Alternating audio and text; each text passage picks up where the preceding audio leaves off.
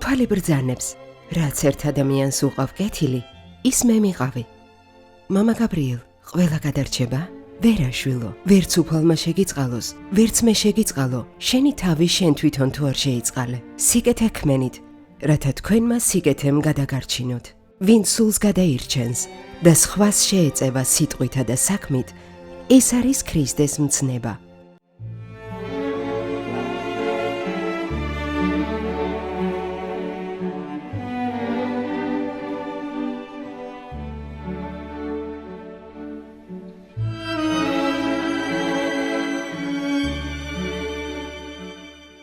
ამ გადაცემაში ჩვენ ვისაუბრებთ ქველმოქმედებაზე, მის არსზე.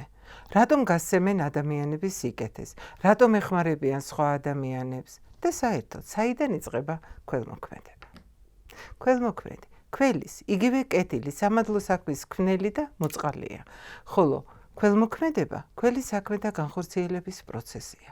თუმცა აქვე უნდა აღვნიშნოთ, რომ სიკეთის ყველაზე დიდი მაგალითი შესაქმის არსია.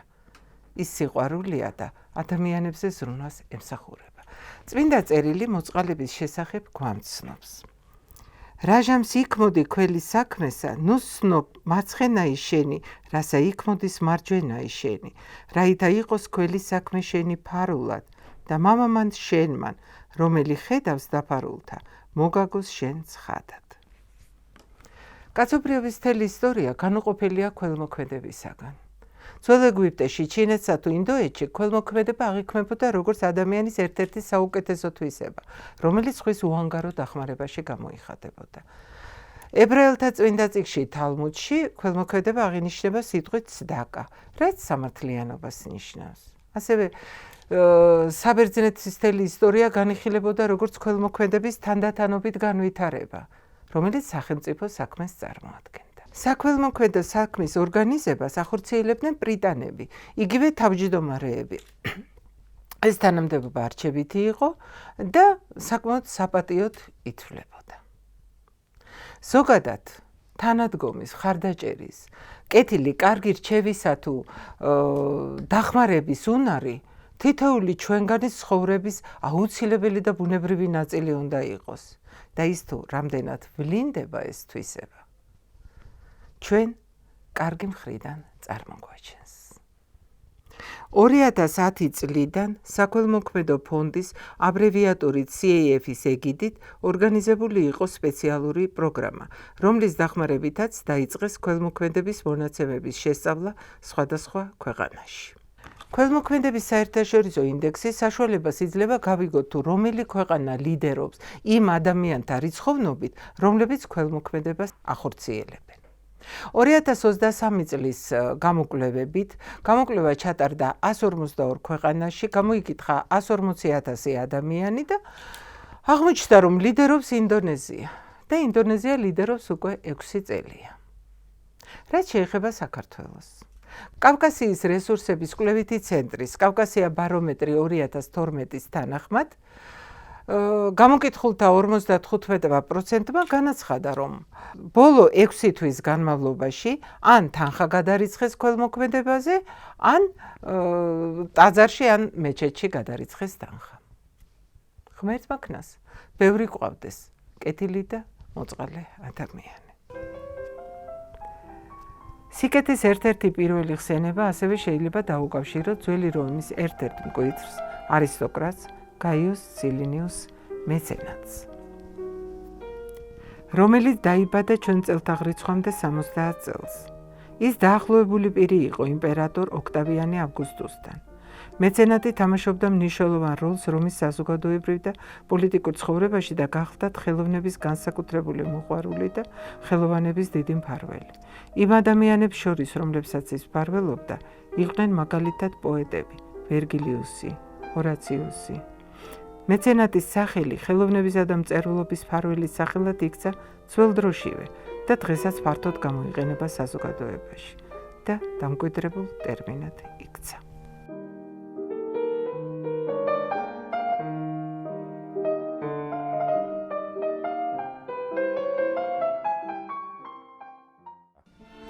ქველის მოქმედი მხოლოდ ერთია და იგი ღრმა ერთი, ჩვენი ღმერთია.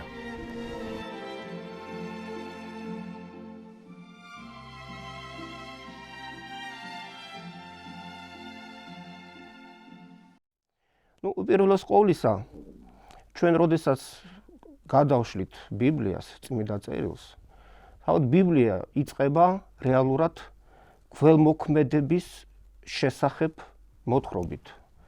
კერძოდ ჩვენ ვკითხულობთ, რომ ღმერთი ქმნის სამყაროს. ღმერთი ქმნის ცას, ქვეყანას, პლანეტებს, მზეს, მთვარეს, დედამიწას, მთელ გალაქტიკას, გალაქტიკებს და ასე შემდეგ.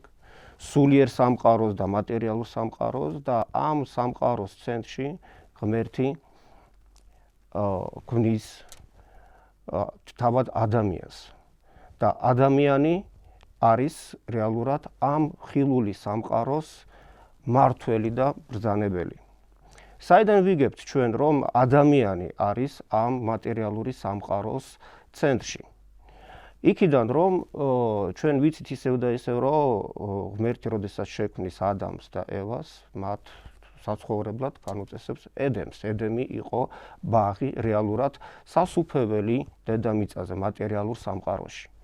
და ედემში იყო ყველა ცხოველი, ყველანაირი მცენარე იყო. და ღმერთი აძლევს უფლებას ადამიანს, რომ ყველა ქმნილებას დაარქვა სახელი. ჩვენ ახლა დიდად შეიძლება არც გვესმის ამისი შინაარსი, რას ნიშნავს, როდესაც ღმერთი აძლევს უფლებას ადამიანს, რომ ყველა ქმნილებას დაარქვას თავისი სახელი. ზოგადად ჩვენ ვიცით, რომ ანტიკურ რელიგიურ ფილოსოფიურ ცნობიერებაში იყო ასეთი გაგება და ასეთი სწავლება, ვინც არ ქმნევდა სახელს და ვინც იცნობდა სხვა არსების სახელს, იცნობდა მის ბუნებას, მის ხასიათს, მის არსებას იცნობდა და შესაბამისად სახელის დამრქვევი იყო რეალურად მართველი და ბრძანებელი იმ არსების, ვისაც არ ქმნევდა სახელს. შესაბამისად, როდესაც ღმერთი ქმნის სამყაროს და ბოლოს ქმნის თავად ადამიანს და ადამიანს აწესებს ედემის ბაღის ცენტრში და აძლევს მას უფლებას, რომ ყველა არსებას თვითონ ადამიანმა დაარქვა სახელი, ეს ნიშნავს იმას, რომ ადამიანი ხდება მატერიალური სამყაროს, ხილული სამყაროს მართველი და ბრძანებელი ხდება.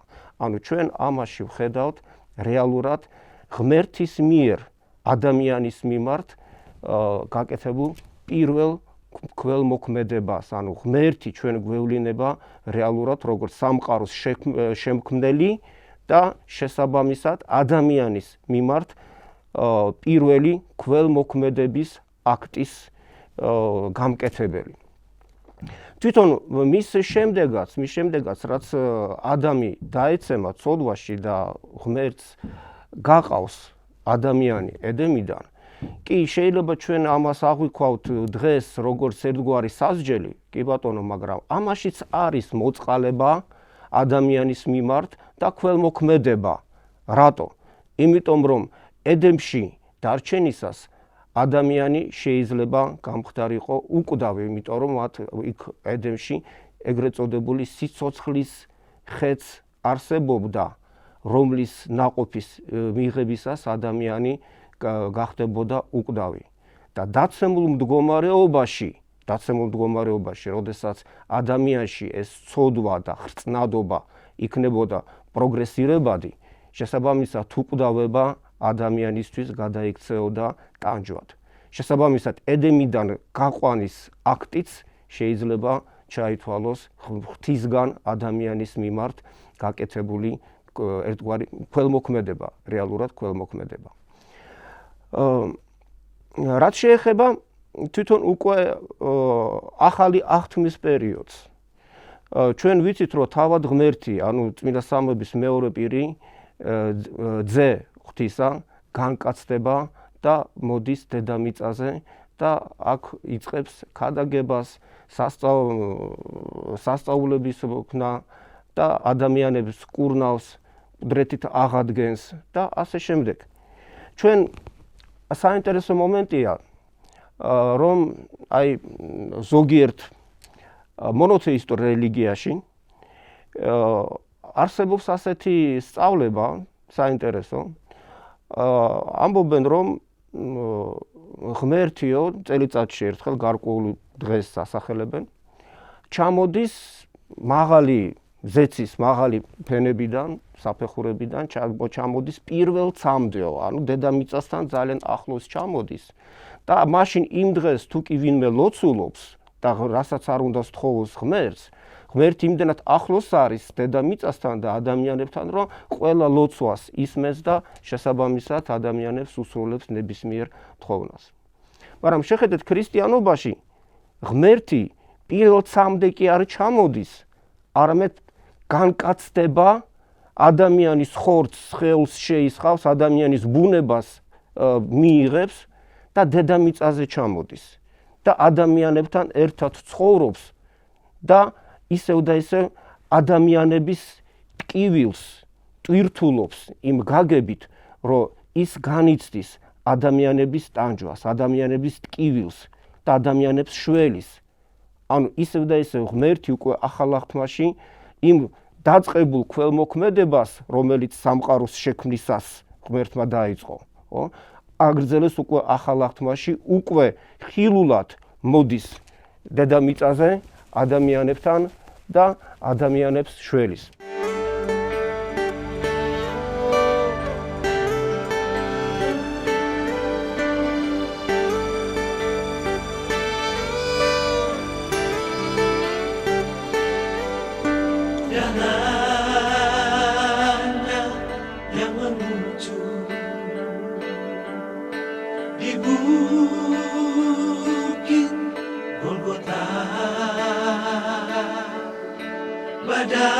Badannya yang berbiru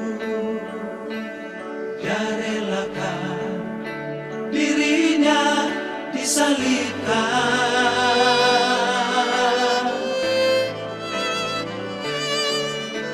betapa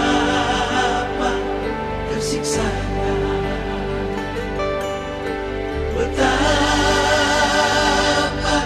sengsaranya dia rela disalibkan untuk menanggung dosa manusia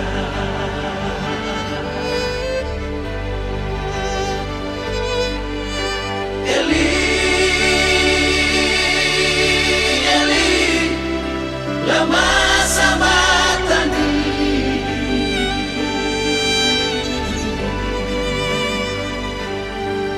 Ya Bapa, mengapa kau tinggalkan anakmu sendiri?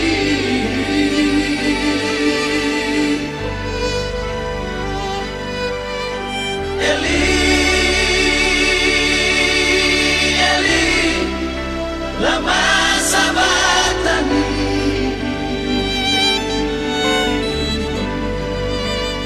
Tuhan Yesus menyerahkan dirinya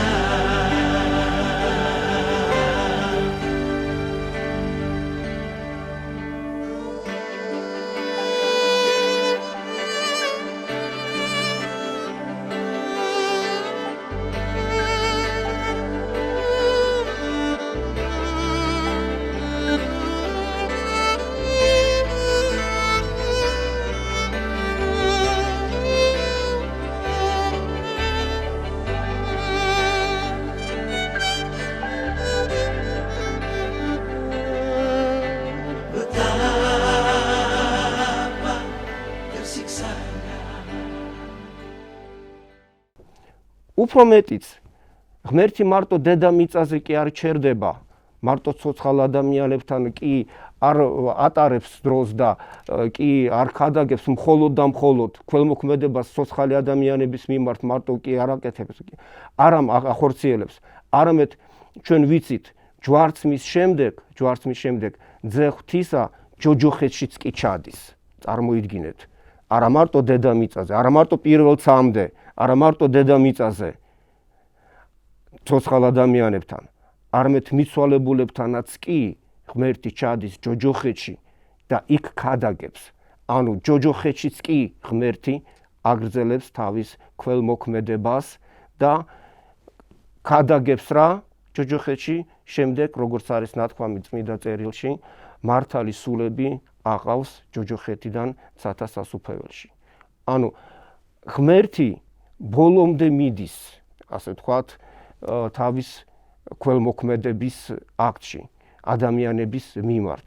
ანუ არ ტოვებს ადამიანებს არც ავადმყოფობაში, არც სიკვდილში, არც ჯოჯოხეთში და ყველაფერს აკეთებს იმისთვის, რომ ღმერთი მარადიულ ცხოვრებაში განაწესოს ცათა სასუფეველში და მარადიულ ნეტარებაში.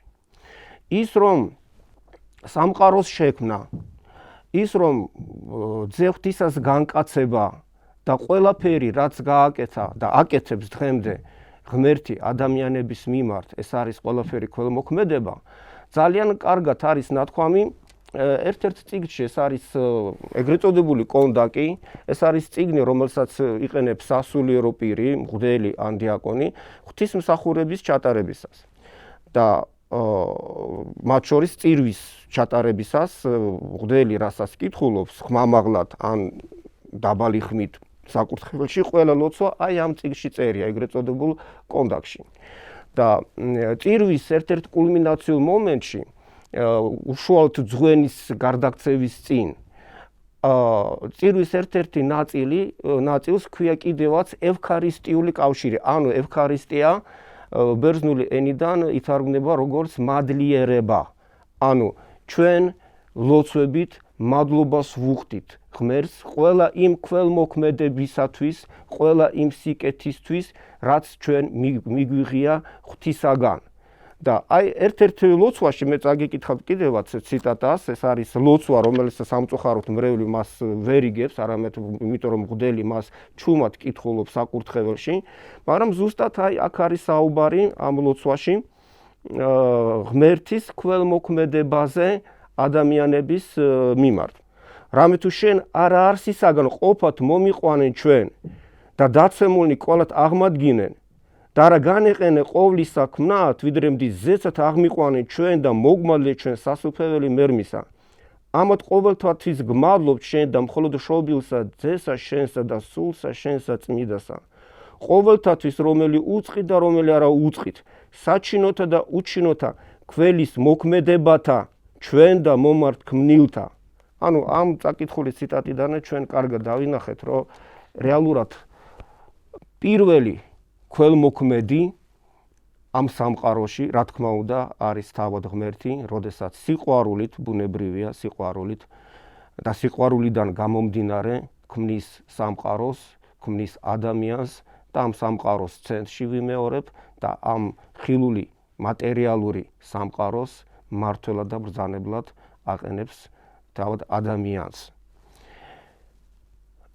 რაც შეეხება უკვე ქრისტიანულ პერიოდს, წმინდა მამები ბევრს ლაპარაკობენ ზოგადად ქველმოქმედებაზე, კეთილ საქმეებზე და იმაზე რაოდენ არის აუცილებელი ზოგადად ქველმოქმედება და სიყვარული და კეთილი საქმეების კეთება სხვა ადამიანების მიმართ.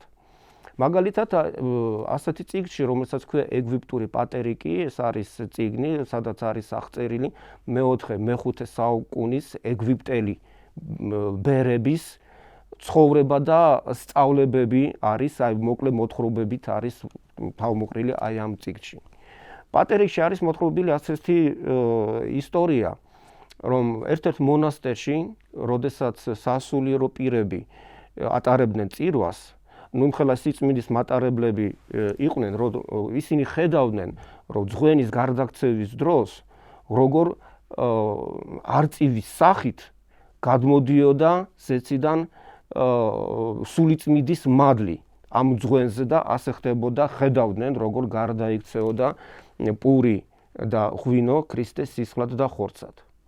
და არის მოთხრობილი ესეთი ამბავი, რომ დიაკონი, ერთ-ერთი დიაკონი, რომელიც მონაწილეობდა ბუნებრივია ღვთისმსახურებაში, ერთხელ ამ ერთ-ერთი დიაკონთან მივიდა ერთ-ერთი ბერი, მონასტერში მცხოვრები ბერი და სთხოვა მას დახმარება რაღაცაში, რომ გამომყევი რაღაცა შენი დახმარება მჭირდება აუცილებლად და ის დიაკონი უარს ეთქვის. არაო, მე ახლა არ მცალიაო შენთვის და მე შენ ვერ დაგეხმარებიო და უხეშად რომ თქვა, მოიშორა თავიდან და არ მცალიაო ელემენტარულად.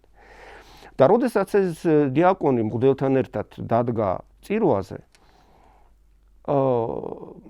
სასულიერო პირებმა ვერ დაინახეს სულიწმიდა გადმოსული ზეციდან. ანუ ის არწივის სახით სულიწმიდა არ გადმოსულა. და მღვდელმა უთხრა დიაკონს, ან შენ გაქვს რაღაცა ჩადენილი ცოდვა, ან მე რაღაც ჩვენ ვერ დავინახეთ, რომ აი სულიწმიდა გადმოსულიო ჩვენ ვერ დავინახეთ. მოდი შენ ახლა საკურთხევლიდან გადიო, უთხრა მღვდელმა დიაკონს. მე ხელახლა წავიკითხავ იმ ლოცვებს, ძღვენის გარდაქცევის ლოცვებს წავიკითხავ და შევხედავ თუ გადმოვა სულიწმინდაო. თუ გადმოვიდაო, ესე იგი შენში არის რაღაცა ცოდვა. თუ არ გადმოვიდაო, ესე იგი ჩემში არის რაღაცა ცოდვა და როდესაც გავა ის დიაკონი საკურთხევლიდან და მღვდელი წაიკითხავს შესაბამის ლოცვებს, დაინახავს რომ სულიწმინდა გადმოვა, ანუ იმ არწივის სახით გადმოვა. და დაუძახებს მღვდელი იმ დიაკონს და შეეკითხება, ანუ შენში არის ესე იგი რაღაცა ცოდვა და ამ შენი რაღაცა ჩადენილი ცოდვის გამო აი სულიწმინდა მანამდე აი არ გადმოვიდა, რა გაქვს ესეთი ჩადენილიო და ის დიაკონს გაახსენდება, ალბათ აი ის, როდესაც რო ერთ-ერთი ჩვენი მონასტრის ძმათაგანი ჩემთან მოვიდა და დახმარება მთხოვა და მე არ დავეხმარე, თავიდან მოვიშორეო ის და შესაბამისად ეთყობა აი ეს ცოდვა თან მახლავს და შესაბამისად ეთყობა აი ამიტომაც სულიწმინდა არ გადმოვიდაო. ანუ ჩვენ ვხედავთ რომ ეს არის ერთ-ერთი მაგალითი, სადაც არის ნაჩვენები რაოდენ მნიშვნელოვანია სხვა ადამიანების მიმართ ქველმოქმედების ქველი საქმის შეიძლება ასეც ითქვას, ზოგადად კეთილი საქმეების გაკეთება. დღევანდელი საუბრის თემა ერთ-ერთი მნიშვნელოვანი თემაა. ბევრი თვალსაზრისით. ამ თემაზე პრაქტიკულად ყველა რელიგია პირველი რელიგიებიდან დაწყებული მეზოლითის ხანაში არის პირველი რელიგიური ესკიზები მოხაზული. პირველი რელიგიებიდან დაწყებული ყველა რელიგია მაგაზე მსჯელობს. სიკეთე, ბოროტება. სხვა შორის ტოლფასი მოვლენებია სიკეთე და ბოროტება იმ ხრივ, რომ ორივეს უკან, ორივეს გააზრებაში ძირითადად იგულისხმება ბოროტებაში მაგალითად, როდესაც ერთი ადამიანი, ერთი არსება ცხოველზედაც ითქმის მასზე, მეორის მიმართ აგრესიულია უმიზეზოდ. და გვაქვს აგრესიის თემაში ეს ორი ვერსია. აგრესია იმისთვის, რომ დაიკმაყოფილოს ამ ცხოველმა თავის მოთხოვნილება, მიაძგა ლომმა დაგლიჯა აუშვათ შველი, იმისთვის, რომ გამოიკვებოს. და არის კიდე მეორე რეალური აგრესიული აგრესია, ემოციური აგრესია, როდესაც სხვებს ხოცავს ცხოველი გამოსაკვებად არა, მოკლა რო უნდა მხოლოდ ამიტომ. ადამიანებში ვიტყვით სადისტური აგრესიაო. ანუ შედეგის მიხედვით მიდის მსჯელობა თითქოს და უფრო ლმობიერია მსჯელობა იმის მიმართ, ვინც თავისი ინტერესის გამო არის აგრესიული, მაგრამ უფრო მკაცრია იმათ მიმართ, ვინც აგრესიული არის ინტერესის გარეშე, მარტო იმისთვის, რომ აგრესიული იყოს. ანალოგიურია სიკეთე. სიკეთეს აკეთებს ადამიანი და დგას ეგ საკითხი მოგახსენეთ განსაკუთრებით რელიგიებში. სიკეთეს აკეთებს ადამიანი იმისთვის, რომ თვითონ რაიმე მიიღოს ამის შედეგად. თუ უბრალოდ სიკეთის კეთება უნდა. და ვიცით კიდეც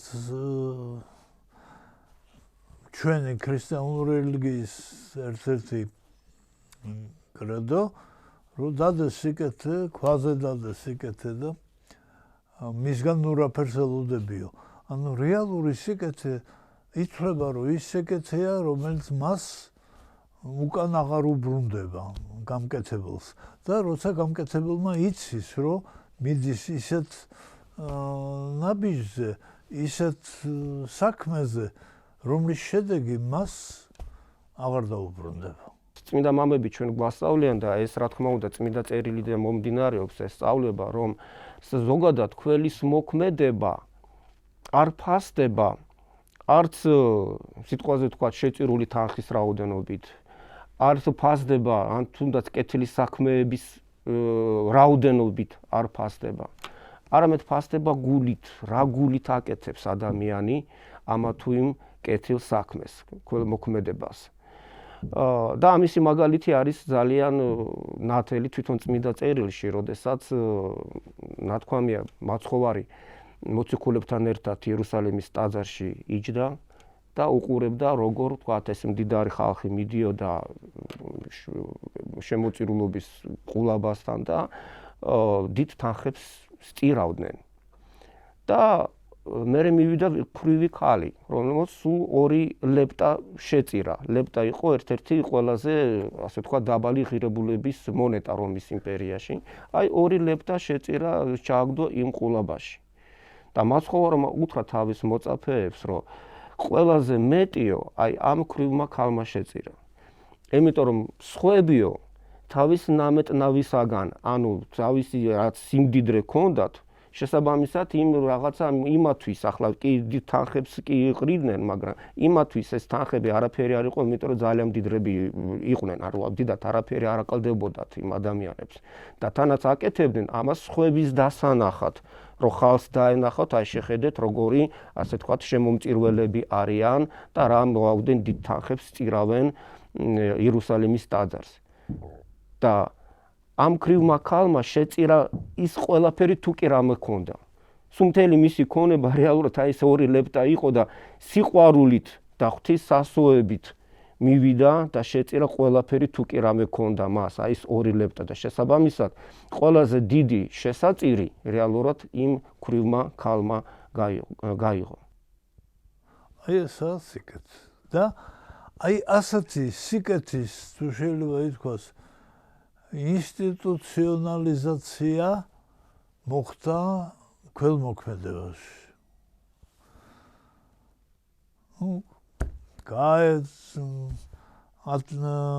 გაეძგლახაკთა საჭურჭლია თავისუფლე მონები და ასე შემდეგ.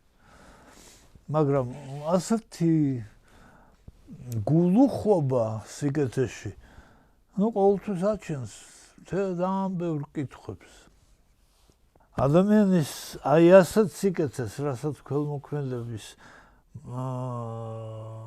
სახელს არ ქმნიან და რაც ძალიან დიდი მასშტაბების შეიძლება იყოს, ახსნა ძნელად იძებნება. მე მახსოვს, ოღონდ მაინც ფსიქოლოგებს გვიჭირს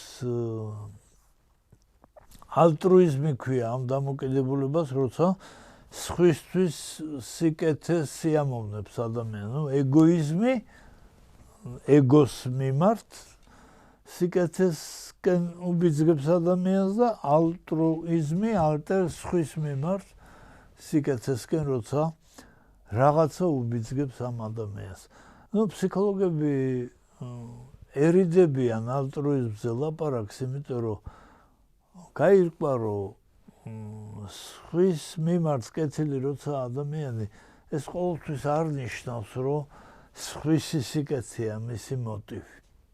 და მე გადახედავს ფსიქოლოგია თავისი მკაცრი თვალით, მეცნიერული თვალი მკაცრია ყოველთვის, თავისი მკაცრი თვალით გადახედავს ისტორიას და აღმოაჩენს, რომ ქველმოქმედებით ვინც იყვნენ დაკავებული უმეტესწილად საკუთარ თავს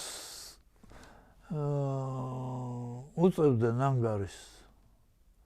საკუთარ თავთან იწონებდნენ თავს. სხვას კი არ აწონებდნენ. იმიტომ რომ ძალიან ხშირი და სწორედ ეს მიუთითებს ეს თავისებურება საკუთარ თავთან ანგარიშვალდებულებაზე თითქოს და აქ რა თავის მიმართ რომ მე უნდა ბევრი სიკეთე გავაკეთო. აი ეს ანგარიშვალდებულება საკუთარი თავის მიმართ სწორედ იმაში ჩანს, რომ ძალიან ხშირად ქველმოქმედები არ ავლენენ საკუთარ პიროვნებას. სიკეთეს გააკეთებენ და დგებიან უკან. დგებიან ჩრდილში. და რატო? იმ ჩრდილშიც ვისთვისაც მან სიკეთე გააკეთა საკუთარი თავი, ის მას ახლავს. და ამ საკუთარმა თავმა უკვე მოუწონა მას ეს საქციელი და სხვების რეაქცია მას აღარ აინტერესებს. აი უმეტესწილად ანალოგიური არის რეალური ქველმოქმედების ფსიქოლოგიური ქველმოქმედების თუ შეიძლება ითქვას ბუნება. ოღონდ რა თქმა უნდა ფსიქოლოგიური ანუ ადამიანს როცა აქვს თვითონ სურვილი ქველმოქმედება ჩაიდინოს, ესეც ფსიქოლოგიური მექანიზმი ხშირი არაა. ხშირიც არ არის და თან დიდად შედეგიანიც არ არის, იმიტომ რომ ისიც ცნობილია, რომ ასეთი სიკეთე სხვა ადამიანის მიმართ შეიძლება ღარიბმა უფრო ხშირად გააკეთოს და ლუკმა გაუყოს მასავით ღარიბს, ვიდრე მდიდარმა. და დიდად შედეგიანი თქვა, იმიტომ მოგახსენეთ, რომ ის ლუკმა იმ წუთას იმ მეორე ადამიანს უშველის და ფსიქოლოგიურად უდავოდ დასაფასებელი სიკეთეა. მაგრამ ქვეყნის მასშტაბით სიტუაციას ეს ქველმოქმედება ეს სიკეთე არ შეცვლის და რასაც ქველმოქმედებას ვეძახით, იმის მასშტაბი ბევრ რამეს ცვლის. ჩვენი ერის სახენი, რა თქმა უნდა, ნებისმიერი ჩვენთაგანია, მაგრამ მაინც შეიძლება ითქვას, რომ ქართველი ერის სახე, ისტორიის ხერხემალი არიან ადამიანები სამეფო კარიდან, სამეფო ხაზიდან, ღვთივკურთხეული ადამიანები, ღვთივდადგენილი ადამიანები. იდება და გამარჯვება ინვალე მეფე. ნუ გახდი საქართველოს მტრების დაჯიჯგნად. გაგვიძახ და გამარჯვებ. მომეც ფირმანი შადიმან. თიშობელო. წმინდაო გიორგი. შენ დაიხსენი ჩემი ერი განსაცდელი.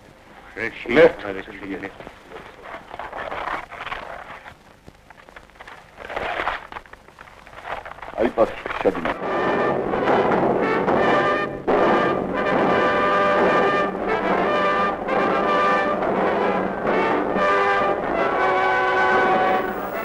Ostatni Bizantionia.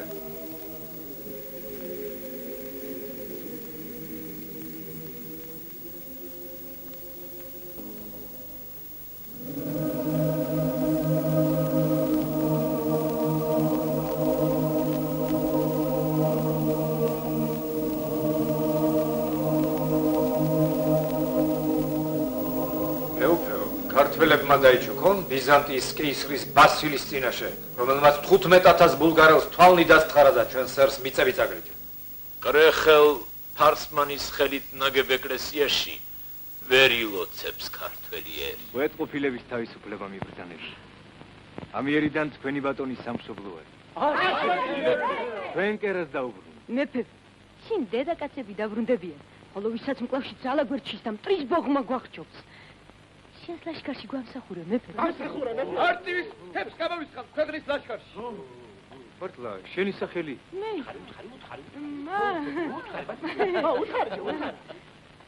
მათებიც ნადახი. მათებიჩი. ბიჭი კი არა, კაცი შენაყოფილ ხარ და ქუდი შენაკ ხურები. მათებიც ლურჯად ცხენიდან სუბუქი ხმალი. ჩემგან საჩუქრად მიბრძანებია. მათებიჯო. ამაღამ ნადიმზე მეწვი. ასეთი არის მეფობა და ისინი გამოირჩეოდნენ, ყოველთვის გამოირჩეოდნენ თავიანთი ქველობით.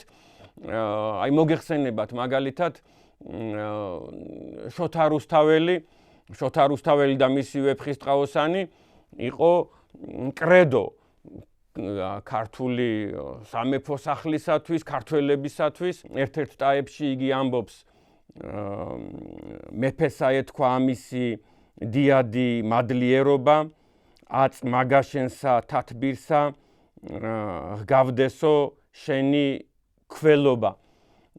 იქვე არის შესაბამისად ნახსენები მიეც გლახაკთა საჭურჭლე ათავისუფლე მონები. ასევე არის ერთ-ერთ ტაეპში მიეც საჭურჭლე გლახაკთა ოქრო ვერცხლი და რველიო და ეს შეიძლება ითქვას ზურგის ტვინში ილექებოდა, აზროვნებაში ილექებოდა, ცხოვრების წესში ილექებოდა ქართველი კაცისა, ქართველი მეფისა და სამეფო კარი ყოველთვის გამოირჩეოდა თავისი დიდი ქველმოქმედებით, სიკეტით, პატიოსნებით, ღვთისმოსავობით და აი მაგალითისათვის იგივე ჩვენ ერს, ჩვენ ქვეყანას, ჩვენ ხალხს ყავს უდიდესი მეფე ფარსმან ქველი. რადგან მას დაერქვა ქველი, იგი მოხსენიებულია ქართლის ცხოვრებაში როგორც სიკეთეთა მიმნიჭებელი, უხვად მიმნიჭებელი, კეთილი. გარდა იმისა, რომ ახოვანია, წარმოსადეგია, მძლავრია, შემდგომში უკვე მეფობის მეორე ეტაპზე რომის მეგობარია და ჩვენ ვამბობთ, რომ იგი გაერთიანებული საქართველოს მეფეა და მაშინ გაერთიანებულიც იყო. და საქართველოც იყო, იგივე ფარნავაზის საქართველო, იგივე მირიანის საქართველო, იგივე ვახტანგ გორგასლის საქართველო, იგივე ფარსმან ქველის საქართველო, რომელსაც რომში ძეგლს უდგავს და მათი სიქველე გამორჩეულია, განსაკუთრებულია, შეუდარებელია, უანალოგოა. ვერ შედგება სახელმწიფო თუ მეფე, მთავრობა ქველი არ არის ნებისმიერი მოქალაქისადმი. ნებისმიერი ტაძრისადმი, ეკლესიისადმი, კულტურისადმი და ასე შემდეგ და აი სწორედ მაშინ იყო გავრცელებული ქვეყანა, როცა მთავარი იყო ქველი. და ამასთანავე ამას კიდევ ერთხელ ვიმეორებ, ჩვენ გვთხოვს ჩვენი სარწმუნოება, დედა ეკლესია გვთხოვს ამას.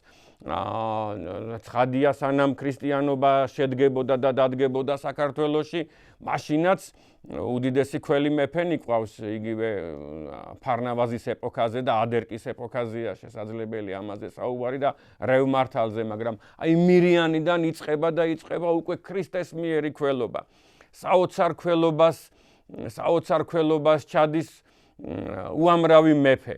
უამრავი მეფე, ახლა მე ისევ საწყის ეპოქას დავუბრუნდები, მაგრამ არის უამრავი გადმოცემა თუ რაოდენ ქველი და რაოდენ მარტივი ადამიანი, თუ ასე შეიძლება ითქვას, სულმნათ მეფე ერეკლეზე იყო ეს ადამიანი.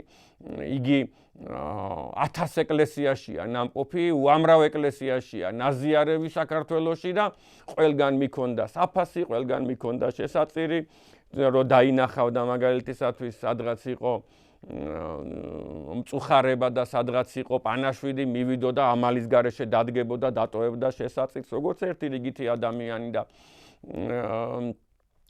შესაბამისად ეს ქველობა და წერან რომ თქვი ადამიანთა დახმარება, მოყვასის თანადგომა, მოყვასის არღალატი, ესეც ქველმოქმედების ერთ-ერთი სახეობაა, უანგარობა, ქველმოქმედების ერთ-ერთი სახეობაა და აი წერან ვახსენე შოთა რუსთაველი და მისი უკვდავი პოემა და აი ამ აფორიზმებით, აი ამ წესებით, აი ამ ცნობიერებით ცხოვრობდა, გნებავთ სამეფო კარი, გნებავთ გლეხკაცი და მაშინ უამრავმა ადამიანმა ზეპირად იცოდა შოთა რუსთაველი მისი შემოქმედება და ერთი აი გადახვევა ამ თემიდან მაგალითისათვის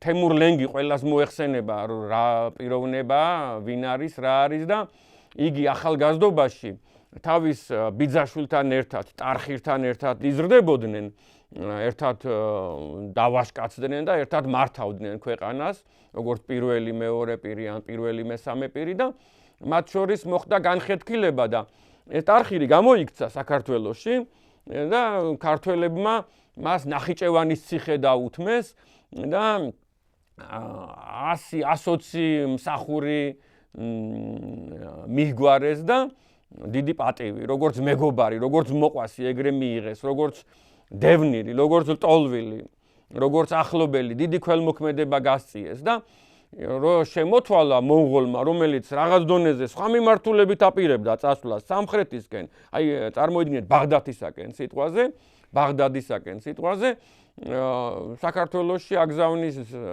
დღევანდელ ენაზე ნოტას წერილს, რომ აი მან შემოხიზნული ადამიანი გადმომეცითო და ჩვენებმა არამც თუ გადასცეს ვეფხისტყაოსნის სიტყვებით იგივე ქველმოქმედების წესით უპასუხეს, რომ ასე მაგალითად ხამს მოყარე მოყვრისათვის მეგობრობას გზად და ხიდად და მე როგორ განვითარდა მოვლენები, თქვენ იცით ეს ამბავი, 8-ჯერ ილაშქრეს მონღოლებმა და 8-ჯერ რო ილაშქრეს საქართველოში მონღოლებმა, იმის და მიუხედავად რომ ესეთი დიდი ლაშქრობა იყო იმ ეპოქაში, დღევანდელი დასავლეთი საქართველო ვერ დაიპყრეს. დღევანდელი მაღალი მთა, იგივე ხევსურეთი ვერ დაიპყრეს.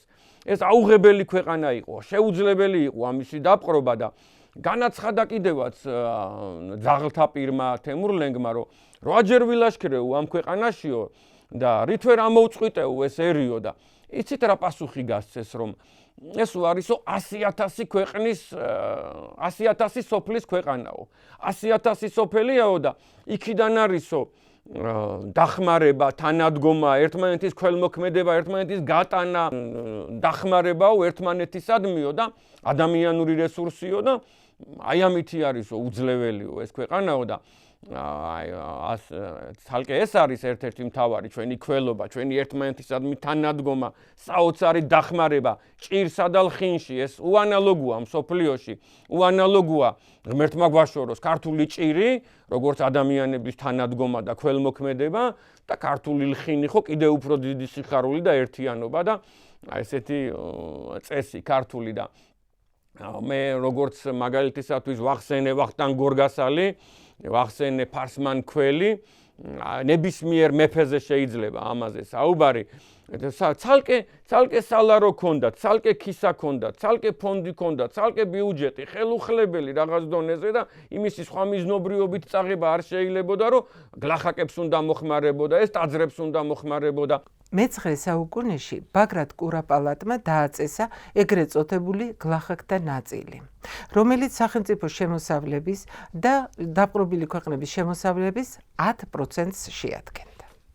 აღსანიშნავია, რომ სახელმწიფო საჭურჭლეს არც ერთი ქართველი მეფე არ იყენებდა პირადი სარგებლობისათვის და ეს 10%-იც საკმაოდ კაცრი ზედამხედველობის ქვეშ თლიანად ურიგდებოდა ღარიბ ღატაკებსა და გლახაკებს.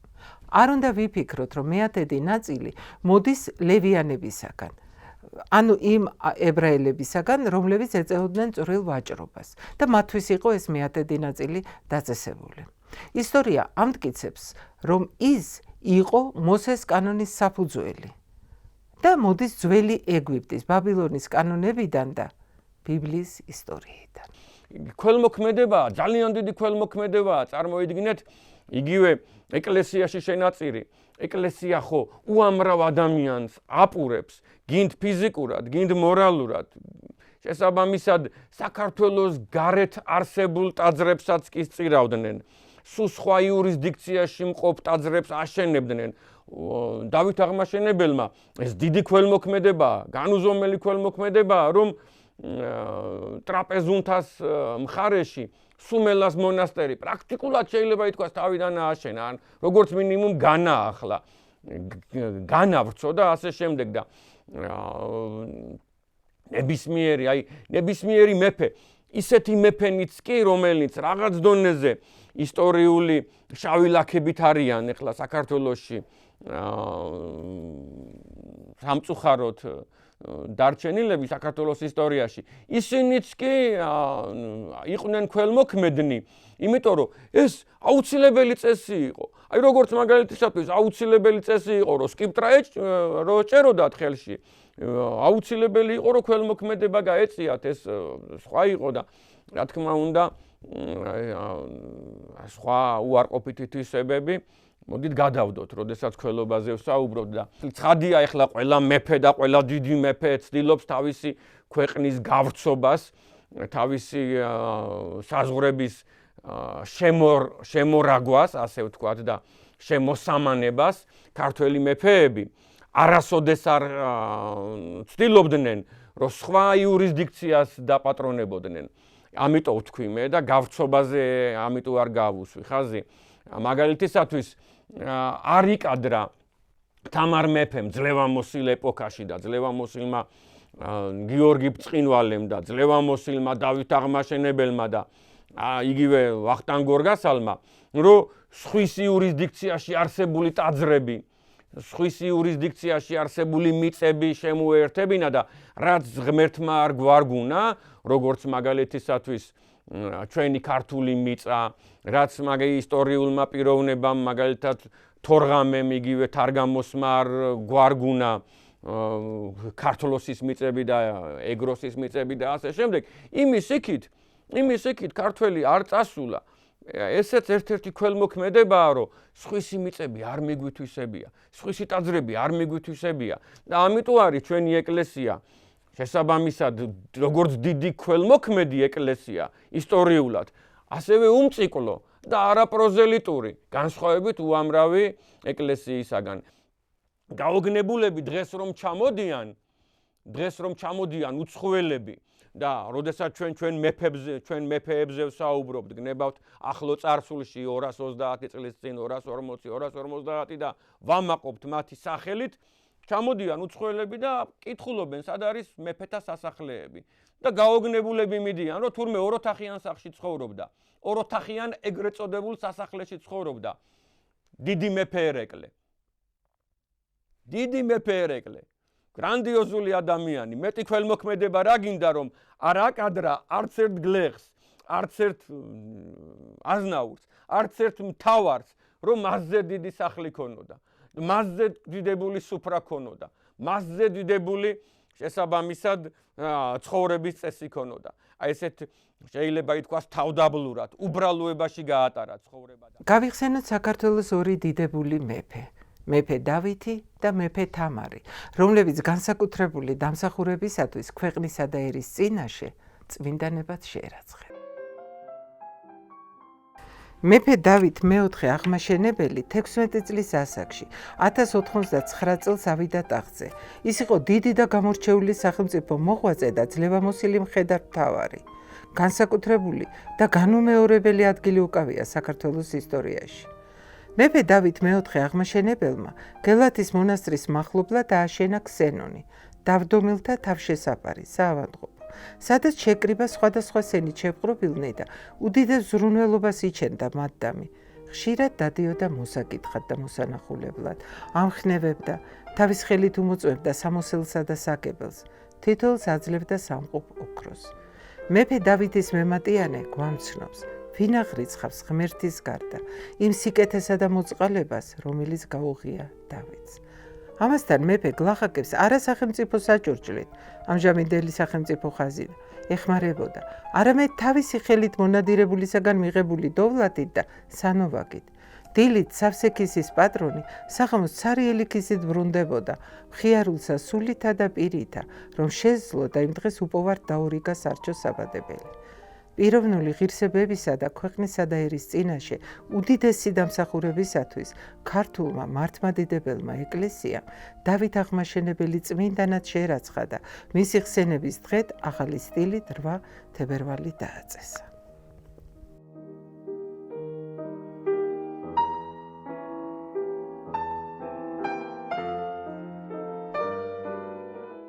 თამარ მეფე, შვილთაშვილი მეფე დავითისა, ტახტზე ადის 1184 წელს. თამარი ატარებდა ტიტულს. მეფეთ მეფე და დედოფალ დედოფალი აფხაზთა, ქართველთა, რანთა, კახთა და სომეხთა, შირვანთა და შაჰანშათა და ყოვლის აღმოსავლეთისა და დასავლეთისა თვითმფლობელობითა ყრობელი.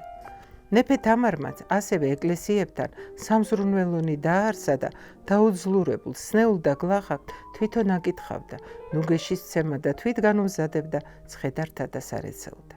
მეფე დიდად ზრუნავდა გაჭირვებულებზე და ქვრივობლებზე. მე ვარ მამა იობლთა და საჯული ქურივთაო, ამბობდა ხიმილით. თამარ მეფის პირველი ისტორიკოსი იგი გვანცრომს, რომ ისიც საკუთარი დიდი ბაბუის მსგავსად თავის გაკეთებულ ნივთებს ხელსაქმეს ყიდდა და შემოსულ ფულს გლახაკებს ურიგებდა. ქართულმა მართლმადიდებელმა ეკლესიამ თამარი წმინდანად შეერაცხა. წმინდა კეთილმსახური მეფე თამარის ხსენების დღეა ახალი სტილით 14 მაისი.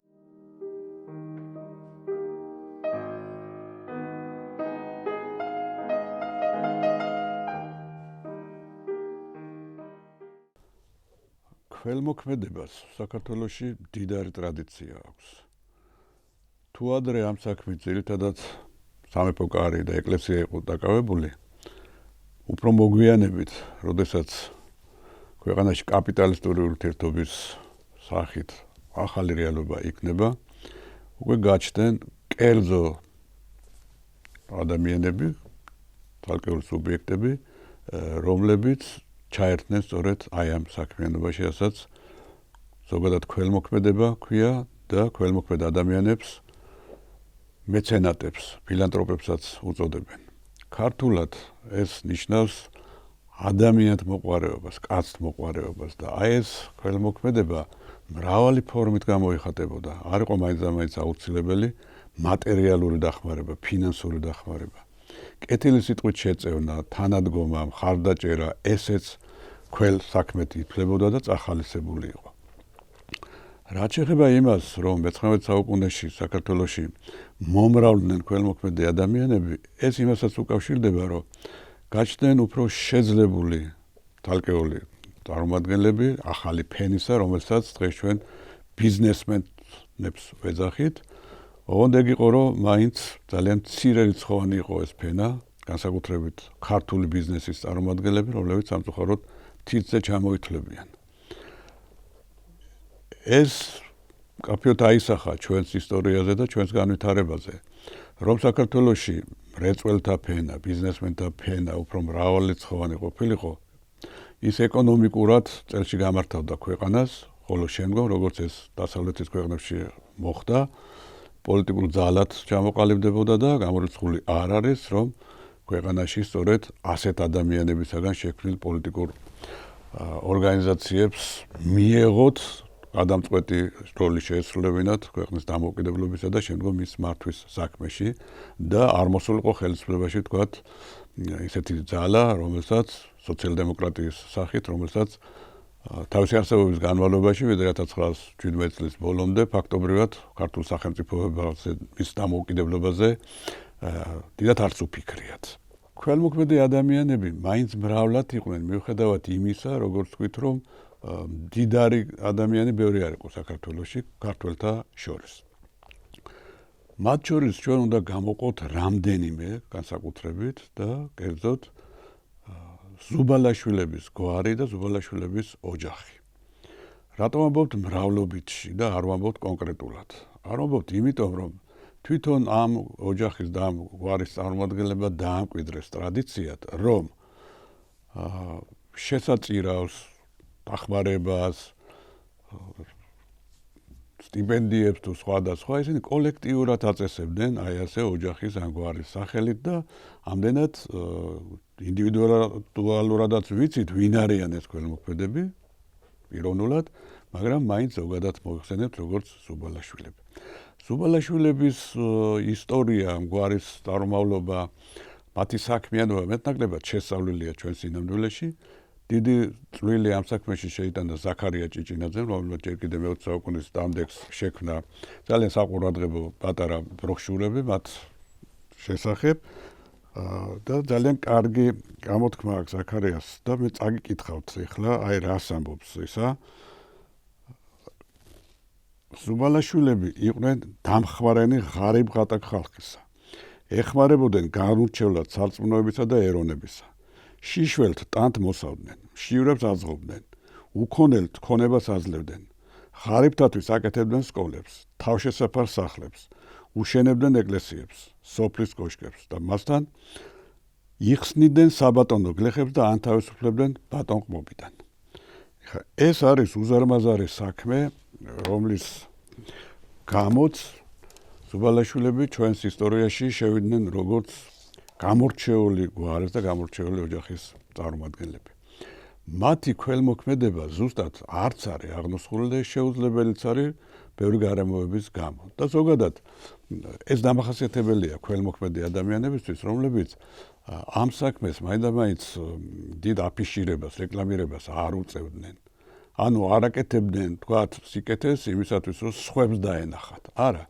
ისინი ბუნებრივი მოთხოვნა იყო მათი, აი სულიერი მოთხოვნა იყო, რომ აი ეს კეთილი საქმე ეკეთებინათ და თვითონ ხშირ შემთხვევაში დარჩენილიყვნენ უჩინრად. ასე იყო ზუბალაშვილების შემთხვევაში, მაგრამ იმდროინდელმა პრესამ თვითონ იმ ადამიანებმა, ვისაც ხელი გაუწვინეს, ვისაც დაეხმარნენ თავიანთ მოგონებებში შემოინახეს ეს ამბავი და ჩვენ შესაძლებლობა გვაქვს მეტნაკლებად ამ ყველაფერს თვალი გავადევნოთ.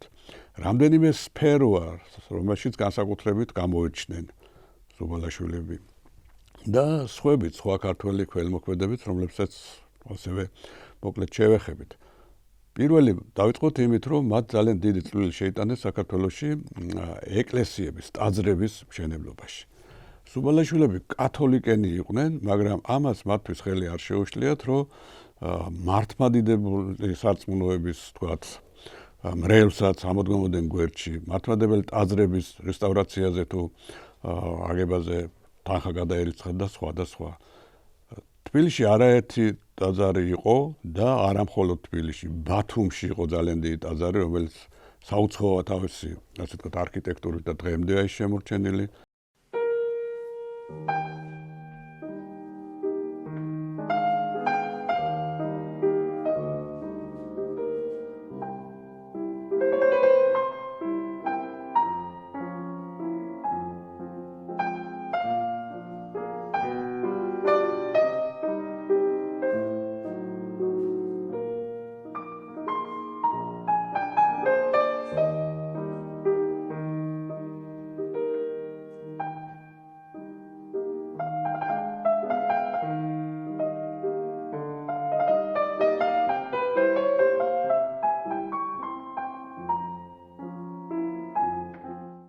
ასევე იყო სამცხე-ჯავახეთში, გორში, ეს ყველაფერი სწორედ ზუბალაშვილების დამსახურებაა. ცალკე უნდა ითქვას თბილისის უნივერსიტეტის დაარსებასთან ზუბალაშვილების დამოკიდებულება და სხვა ქველმოქმედებისა. მაგრამ აქვე ვიტყვი, რომ ზუბალაშვილების გარდა უნივერსიტეტის მშენებლობის საქმეს დიდად შეეწია დავით სარაჯიშვილი, არანაკლებ ცნობილი ქართველი ქველმოქმედი. არსებობს ცნობები მის თაობაზე, რომ აი სამეფო, ასე ვთქვათ, შეწევნა იყო, იმდენი თანხა გადაიხადეს ამ ადამიანებმა.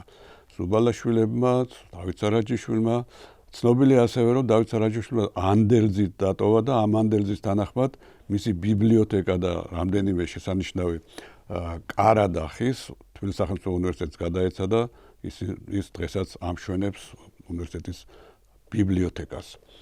ნიკო ცხვედაძე, რომელიც იყო ამ უნივერსიტეტის მშენებლობის თავი კაცი, მეგობრობდა ზუბალაშვილებთან და დავით სარაჯიშვილთანაც და აი ამ მეგობრობის გამოხატულებაც იყო ისე, რომ დავით სარაჯიშვილი ხშირად მივიდოდა ხოლმე მშენებლობაზე, მუშებსაც გაუმასპინძლებოდა და ფულსაც იხდიდა და დამატებით ხომ გადარიცხავდა ხოლმე მშენებლობის ფონდში. ვერც ერთი ვერ მოესწრო უნივერსიტეტის, ასე ვთქვათ, გახსნას, თუმცა შენობის აგებას რა თქმა უნდა მოესწრნენ, 906 წელს გაიხსნა იქ გიმნაზია, მაგრამ ის მშენებელთ ეს ჩაფიქრებული ჰქონდათ როგორც უნივერსიტეტი და მართლაც იქ ივან ჯავახიშვილის ძალისხმევით 1918 წლის 26 იანვარს დაფუძნდა დედა უნივერსიტეტი, რომელიც საქართველოს დამოუკიდებლობის გამოცხადებიდან მალევე 1918 წლის აგვისტო-სექტემბერში ფაქტობრივად იქცა სახელმწიფო უნივერსიტეტად, ოღონდ შინაგანი ავტონომიით. დიახ. დიდი ძალის ხმევა მოახმარეს ჩვენმა ქველმოქმედებმა ქართველი ნიჭიერი ახალგაზრდების, ასე ვთქვათ, ხელშეწყობას და წახალისებას. ჯერ კიდევ მე-19 საუკუნის 80-იანი წლების მეორე ნახევარში ჩამოყალიბდა სპეციალური კომიტეტი, რომელიც სწორედ ამგვარი ადამიანების, ასე ვთქვათ, ხელშეწყობაზე ზრუნავდა და აქ სპეციალური თანხა ირიცხებოდა და ძალიან საგულისხმოა, რომ არსებობდა, ვთქვათ, ძალკე ზოგადი კომიტეტი და არსებობდა კიდე თვითონ ამ ადამიანების მიერ დაწესებული სტიპენდიები. მაგრამ საგულისხმოა, რომ არც ზუბალაშვილები, არც დავით სარაჯიშვილი არ ერეოდნენ უშუალოდ ამ, ვთქვათ, ადამიანების შერჩევაში, ვისთვისაც უნდა გადაეცათ, ვთქვათ, და მიეცათ აი ეს სტიპენდია. ეს ძალიან საგულისხმოა და ამით აიხსნება, რომ ძალიან ბევრი ღირსეული ადამიანი წარმოჩნდა სწორედ მათ შორის, ვინაც მიიღო ამ ადამიანების სტიპენდია. მარტო გვარების დასახელება არის საკმარისი, თუმცა ყველა ცხადია ვერ გავიხსენებ. თქვათ, ზაქარია ფალიაშვილი, რომელსაც დიდად შეუწყეს ხელი. დიმიტრი არაყიშვილი, ია კარგარეთელი, კოტე ფოცხვერაშვილი, ეს მუსიკოსები და კომპოზიტორები. მეცნიერების დარგის წარმომადგენლები, თქვათ, პავლე ინგოროყვა, გერონტი კიქოძე, აკაკი შანიძე, ბევრი სხვა, მიხაკო წერეთელი და სხვა, ასევე სარაჯიშვილის დიდი მხარდაჭერით სარგებლობდნენ. სარაჯიშვილის მხარდაჭერით სარგებლობდა ვანო სარაჯიშვილი, ცნობილი, თქვათ, მომღერალი, რომელიც ნაცვლადაც ერგებოდა, მაგრამ ამით არ იყო განპირობებული, სხვა უსაზღვროდ ნიჭიერი კაცი და მის ხელშეწყობა თავის მოვალეობად ჩათვალა დავით სარაჯიშვილმა. ძალიან ბევრს ხარჯავდნენ ქართული ჟურნალ-გაზეთების გასავრცელებლად, გამოსაცემად, მხარდასაჭერად. მეგობრობდნენ თავის დროის ცნობილ ყველა, ასე ვთქვათ, საზოგადო მოღვაწეს და დიდ პიროვნებებს. მათ შორის ილია ჭავჭავაძეს, აკაკი წერეთელს, ნიკო ნიკოლაძეს, იაკობ გოგებაშვილსა და სხვებს. მაგალითად, დავით სარაჯიშვილის სახლი, რომელიც დღესაც დგას მაჩაბლის ქუჩაზე, ეს სახლი დავითმა 900-იანი წლების დამდეგს გერმანელ არქიტექტორს ააგებინა, ეს სახლი და მანამდე, რომელიც ჰქონდა სახლი დავით სარაჯიშვილს, იყო აი ამ ადამიანების ხშირი შეკრების, ასე ვთქვათ, ასპარეზი.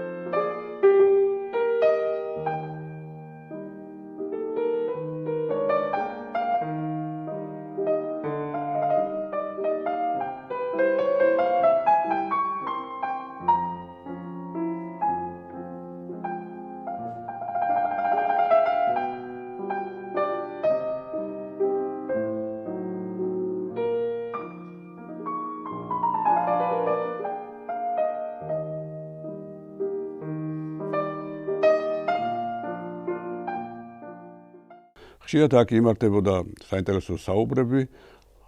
ილია ჭავჭავაძეს წაუკითხავს თავისი ნაწარმოებები აქ პირველად. დავითი იყო გულუხვი მასპინძელი, ყოველი ასეთი შეხვედრისა და თვითონაც აქტიურ მონაწილეობას იღებდა, თქვათ, საკითხების განხილვაში და თემების განხილვაში. კიდევ ზუბალაშვილებთან დაკავშირებით დიდად უყვარდათ მათ თავიანთი ქალაქი, გულისხმობ თბილისს. ისინი სხვა ქალაქებში ცხოვრობდნენ, მათ შორის გორში, ბათუმში და სხვაგან, მაგრამ აი თბილისზე გამორჩევით, რასაც მოწმობს, რომ მათ აქ 900-იანი წლების დამდეგს ააგეს ძალიან მნიშვნელოვანი შენობა, რომელსაც ერქვა სახალხო სახლი. ეს სახლი მაშინ ჩაფიქრებული იყო აი კულტურულ საგანმანათლებლო დიდ კერად და მართლაც ასე იყო წლების განმავლობაში.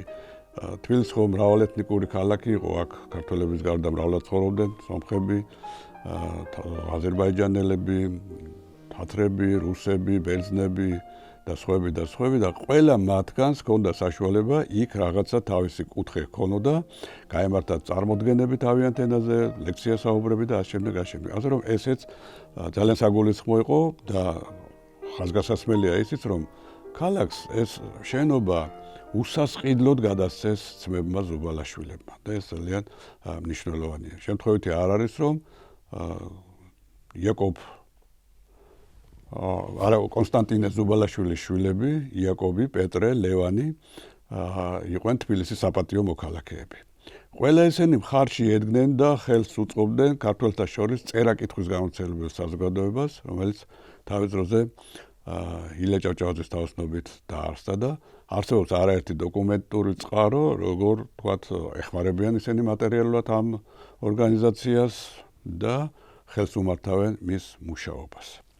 ძალიან საგულისხმოა ასევე, რომ ზუბალაშვილების თაოსნობით თბილისში აშენდა ბავშვთა საავადმყოფო, პედიატრიული საავადმყოფო, რომელიც ასევე აღიჭურვა მათივე დიდი თანადგომით. ის შენობაც კი, რომელიც არამიანცის საავადმყოფოდ ითვლება და ასევე ქველმოქმედმა სომეხმა არამიანცმა დააფინანსა, მისი დამთავრება ზუბალაშვილების შეწევნით გახდა შესაძლებელი და ესეც მნიშვნელოვანი რამ გახლავთ. სხვა მხრივ ზუბალაშვილების ბედი ისე წარიმართა, რომ ძმები გაიფანტნენ, ლევანი ცხოვრობდა მოსკოვში, იაკობი ცხოვრობდა პარიზში. სტეფანე ცხოვრობდა ხან თბილისში, ხან პარიზში და სტეფანე ყველაზე ადრე გარდაიცვალა. 914 წელს გარდაიცვალა ლევანი მოსკოვში, რომელსაც ძალიან დიდი ქონება ჰქონდა და კოლექციონერი იყო, აგროვებდა გამოჩენილი მხატვრების სურათებს, ფერწერულ ტილოებს და მას დიდი, ასე ვთქვათ, სახლი ააგო მოსკოვში, ზუბალოვო ერქვა იმ დასახლებას, ზუბალოვი რახანიკ ცხოვრობდა და ეს ნაგებობები დღემდე არსებობს. როცა საბჭოთა ხელისუფლება დამყარდა რუსეთში, ცხადია კერძო, ასე ვთქვათ, ფლობელებს, ძველ შეძლებულ ადამიანებს ქონება ჩამოართვეს, ნაციონალიზაცია განხორციელა და ეს ყველაფერი მიისაკუთრა სახელმწიფომ. და აი ზუბალოვის აგარაკზე საცხოვრებელი გამოუყვეს იოსებ სტალინს, ანასტას მიქოიანს, კლიმენტი ვოროშილოვს. სხვა შორის ლენინს აპირებდა იქვე ქონოდა აგარაკი, მაგრამ არა, ლენინს აღარ დასცალდა იქ ცხოვრება, მაგრამ ესენი ცხოვრობდნენ და შემორჩენილია საისტორიო წყაროები, რომ ძალიანაც მოერგნენ, თქვათ, აი ამ მათგან შელისხულა აბუჩად აგდებულ, თქვათ, დიდარ ადამიანებს. დაიკარგა სამწუხაროდ ამათი საფლავები. ლევანი მოსკოვში გარდაიცვალა და ერთ-ერთი მონასტრის ეზოში დაკრძალეს, მაგრამ საბჭოთა ქვეყანა ათეისტური ქვეყანა იყო, მონასტერი გააუქმეს, მერე ის სასაფლაოც მიაყოლეს და დღეს, ასე ვთქვათ, მისი დაკრძალვის ადგილმდებარეობა არ ვიცით. სამაგეროდ ქონება, რაც მას ჰქონდა და განსაკუთრებით აი ეს ტილოები, რუმიანცევის მუზეუმს გადასცა ლევანის მეუღლემ.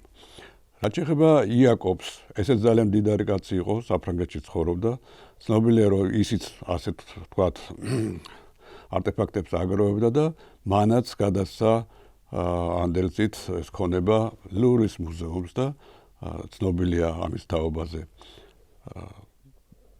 ის ადამიანები, ზუბალაშვილებისა, ვინც აქ საქართველოში გარდაიცვალენ, დაკრძალული იყვნენ უკაცრავად სოლოლაკში არსებულ კათოლიკურ სასაფლაოზე, მაგრამ სამწუხაროდ ვერც ეს სასაფლაო გადარჩა და დღესაც არ ვიცით მათი თქვათ ადგილსამყოფელი. სამაგეროდ ამ ადამიანებს უგდავსაყოფად არსებობს ის შენობა ნაგებობები, რომლებიც მათ ააგეს. მათ შორის არის ასევე ერთი უპოვართა სახლად წოდებული შენობა, რომელიც ვერაზე მდებარეობს. სახალხო სახლი, როგორც გითხარით და სხვა არაერთი ნაგებობა და განსაკუთრებით ყოფილი ხელოვნების მუზეუმის შენობა თავისუფლების მოედანზე. ეს შენობა თავის დროზე იყო სასტუმრო, მაგრამ შემდგომ სემინარიას დაუთმეს ზუბალაშვილებმა და ძალიან სიმბოლურია, რომ მხოლოდ აგურის საფასური გადაახტევინეს. მეტი არა, იმდენად ხელი შეუწყეს სემინარიას. არა და სემინარია მართლმადიდებლური სასწავლებელი იყო. როდესაც სემინარია ამ შენობიდან ვაკეში გადმოვიდა, იქაც ხელი გაუმართეს ახალი შენების აგებაში და სხვა. ერთი სიტყვით, ეს ადამიანები ყველა იმ კეთილ საქმეს და საქვეყნო საქმეს ედგნენ მხარში, რაც საქართველოს ჭირდებოდა. ამიტომ ასეც უნდა გავიაზროთ, რომ ეს არ იყო მხოლოდ ქველმოქმედება. ეს იყო საქართველოს სულიერი განმტკიცების, განახლების, აღორძინების ხელშეწყობა, რომელიც დიდად წაადგა შემდგომ ქვეყანას დამოუკიდებლობის, ასე ვთქვათ, გამოცხადების შემდგომ. ცალკე უნდა ითქვას კიდევ ერთ ხველმოქმედ ძალიან ცნობილ ადამიანზე, აკაკი ხოშტარიას შესახებ.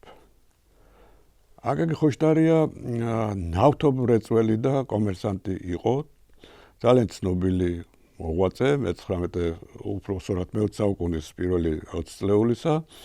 მან ეს ქონება დააგროვა ჯერ ბაქოს ნავთობის მრეწველობაში მონაწილეობით და შემდგომ ირანში დიდი კონცესიების, ასე ვთქვათ, აღებით იქა, შაჰის კართან ახლო ურთიერთობით და იმდენად დიდი მნიშვნელობა ჰქონდა მის კონცესიებს, ვთქვათ, იქ ტყის დამუშავების, ბრინჯის წარმოების, გასაღების, ხიზილალისა და სხვა თვალსაზრისით, რომ აი მსოფლიოს კონცესიების ისტორიაში ხოშტარიას სპარსული კონცესიებიც არის შეტანილი და ძალიან საგულისხმოა.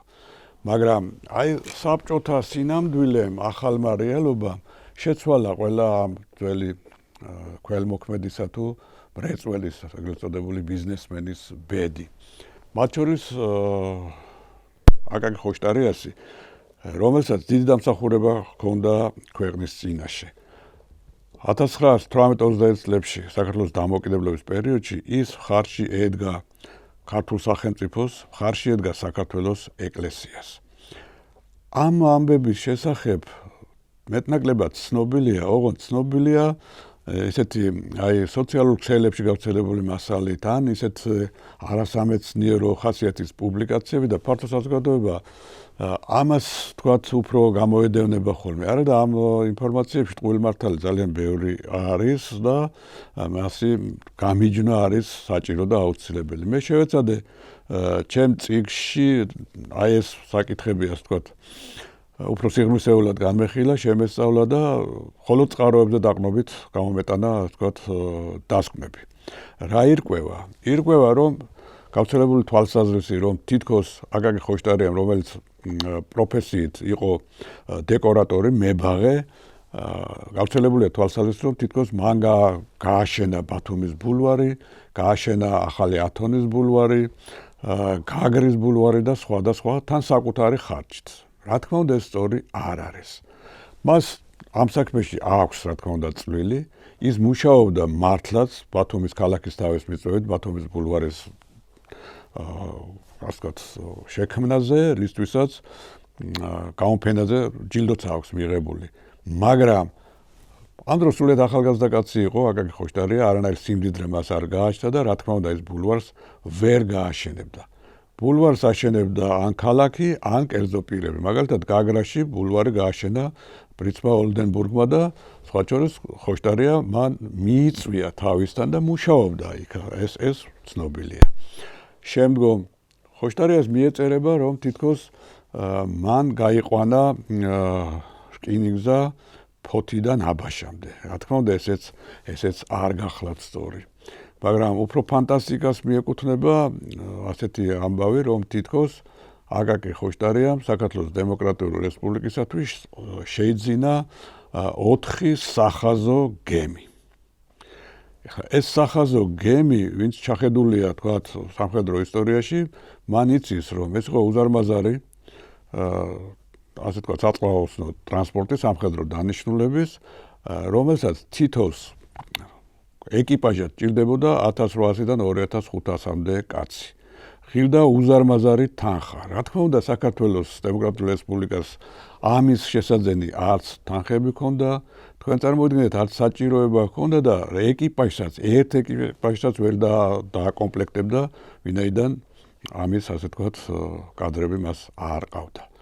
ესეც გადამეტებულია და, ასე ვთქვათ, არასწორი ინფორმაცია, გამოძახილია იმ ფაქტისა, რომ მართლაც ხოშტარია დაეძებდა საწყალოსნო ტრანსპორტს საქართველოსთვის და ამისთვის ევროპაში იმყოფებოდა და მერე მოძებნა შუამავალი ფირმა, რომელიც ამერიკიდან მართლაც უნდა შემოიყვანათ რამდენიმე გემი, ოღონდ არა სახაზო გემები, მაგრამ სამწუხაროდ ვერ მოესწრო ესა, დემოკრატიული რესპუბლიკა დაემხო ბოლშევიკური აგრესიის შედეგად 21 წლის ფებრუარ-მარტში.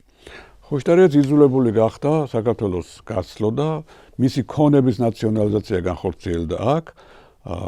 მას ჰქონდა მექანიკური, ასე ვთქვათ, საწარმო, ჰქონდა ელექტროსადგური რამდენიმე და სხვა და სხვა და ესენ ყველა მას ჩამოართვეს. ჩამოართვეს ასევე ის სახლი, რომელიც თავის დროზე, როგორც ვთქვით, ააგო დავით სარაჯიშვილმა და 1917 წელს შეიძინა აკაკი ხოშტარიამ და მოაწყო და გაალამაზა და ანუ ის სახე, რაც დღეს აქვს ამ სახლს თავისი ეზოთი, ხო, ეს ყველაფერი აკაკი ხოშტარიას ფლობელობის დროს მოხდა. ამ სახლთან დაკავშირებითაც ხშირად ვრცელდება ინფორმაცია, რომ თითქოს ეს სახლი ხოშტარიამ გადასცა ქართველ მწერლებს. არ არის ეს მართალი. მართალი არის ის, რომ ეს სახლი ქართველ შემოქმედ ადამიანებს, მწერლებს, მხატვრებსა და მუსიკოსებს ხელოვნების სასახლედ გადასცა საბჭოთა ხელისუფლება. თან გადასცა საქართველოში შემოსვლიდან მეორე-მესამე დღეს. რომ მოემადლიერებინა აი ეს ადამიანები და ამის სათანადო დოკუმენტაცია არსებობს. გამორიცხული არ არის, რომ თქვათ ხოშტარიასაც ასევე ეფიქრა და გადაეცა ეს შენობა ქართველი ინტელიგენციისათვის, მაგრამ მას ეს არ გაუკეთებია, არ დასცალდა. მეტიც, მან ითხოვა, რომ აი ეს თქვათ ნივთები, ფოტოსურათები და სხვა, რასაც არ ჰქონდა ისტორიული მნიშვნელობა და ამ სახლში იყო დატოვებული, მისთვის დაეთმოთ და მიეცათ. აღიწერა ეს ყველაფერი, ამის დოკუმენტები არსებობს, მაგრამ ესეც არ გაატანეს აკაკი ხოშტარიას, რომელსაც ჩამოართვეს ყველა ქონება აქაც საქართველოში და იქაც, რა ქვიან, სპარსეთში, ირანში. ჩამოართვეს მას ასევე ძალიან ცნობილი ბანკი, რომლის ფილიალი შემდგომ კონსტანტინოპოლში დაარსა და მიუხედავად იმისა, რომ გაუჭირდა ამ პერიოდში ბუნებრივია, მაინც შეძლო ისევ წამომდგარიყო, ისევ მოეპოვებინა ავტორიტეტი გავლენა ირანში და იმდროინდელ ერთ რუსულენოვან პუბლიკაციაში არის სტატია ხოშტარიას შესახებ ირანში და მის კონცესიების თაობაზე და იქ ნათქვამია, რომ ხოშტარია არის ირანის უგვირგვინო შაჰი.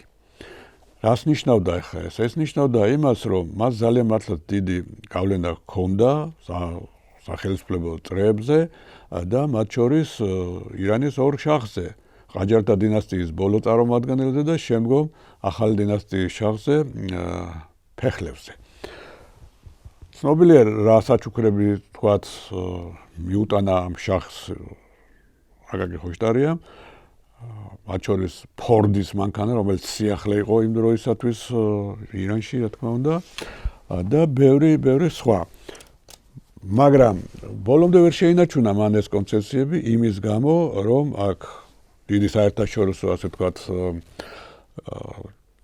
პოლიტიკის ნაწილად იქცა ეს კონცესიები, აქ ბრიტანეთიც იყო დაინტერესებული, საფრანგეთი იყო დაინტერესებული, საბჭოთა ხელისუფლებაც იყო დაინტერესებული და ბოლოს ისე მოხდა, რომ ეს კონცესიები დაუბრუნდა ირანის სახელმწიფოს, ხოლო აკაკი ხოშტარია იძულებული გახდა ირანიდან ევროპაში წასულიყო და საფრანგეთში ცხოვრობდა.